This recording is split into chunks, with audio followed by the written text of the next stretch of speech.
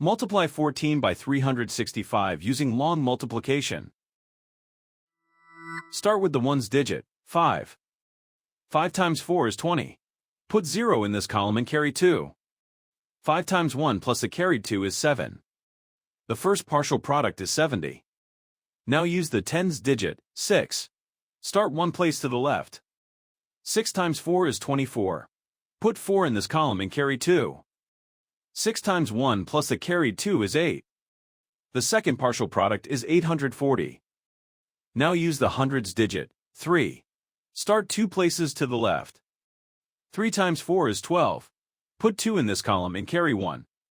3 times 1 plus the carried 1 is 4. The third partial product is 4,200. Now add the partial products, working from right to left. In the ones column, 0 plus 0 plus 0 is 0.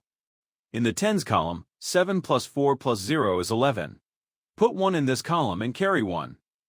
In the hundreds column, 8 plus 2 plus the carried 1 is 11. Put 1 in this column and carry 1. In the thousands column, 4 plus the carried 1 is 5. The whole negative number product is 5,110. So 14 times 365 is 5,110.